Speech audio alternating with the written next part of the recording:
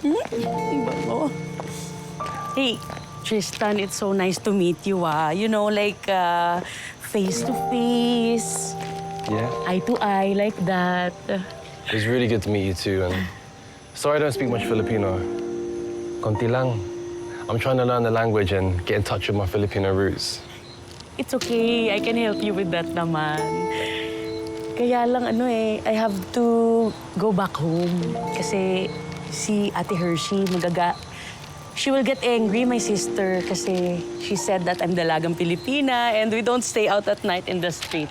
Okay, I understand. Well, I had the most incredible day of you, Kissy, and good night. I'll see you tomorrow, right?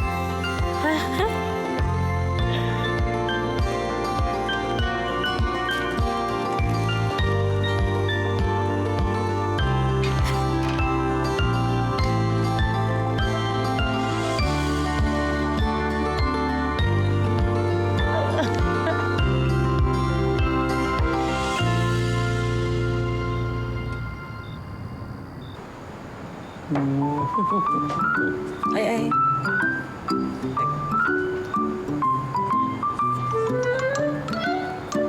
Tagal na akong di nagkukulot, ha? Fairness. Pero, body lang naman to, eh.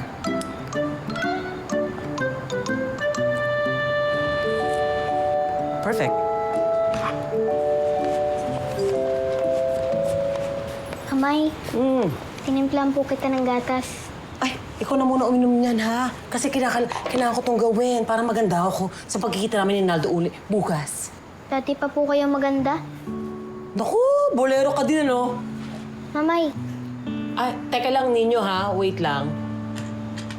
mamay, di niyo na po ba ako love? Anong sinasabi mo? Mas mahal niyo po ba si Tito Naldo kaysa sa akin? Iwan niyo na po ba ako? Hindi ko sinasadyang magtampo kay Mami Gege. Pero hindi ko alam kung bakit nagsiselos ako sa tuwing na kay Tito Naldo ang isip ni Mami Gege. Ano ka ba, Ninyo? Hindi kita iiwan, ano? Ikaw ang baby ko!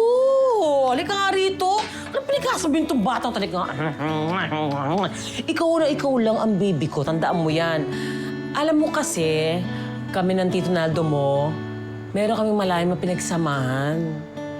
At saka matagal na kami din nagkikita, kaya normal lang na ma-excite ako sa first time kayo makita uli. Pero huwag kang mag-alala. Kasi kung ano meron tayo, hindi niya papalitan yun. At ikaw lang talaga, mahal na mahal ko at baby ko. Mahal niyo rin po ba si Tito Naldo? Pwedeng oo, pwedeng hindi. Hindi ko alam kasi naliliko pa lang siya sa akin eh. Pwede po ba yun? Hindi niyo alam kung mahal niyo o hindi? Paano ba to? Kasi, ninyo napakakomplikado ng pagmamahalan. Ito ka, napakakomplikado. At lalo na sa mga taong sumubok sa pag-ibig. Ha? Kaya, at saka bata mo pa, huwag mo nang isipin yung mga ganyang bagay. Okay po. Saka mo na isipin niya pag tanda ka na. Basta importante, solid tayong dalawa. Halika nga rito, patampuhin ka masyado, bata ko. Patampuhin ka masyado.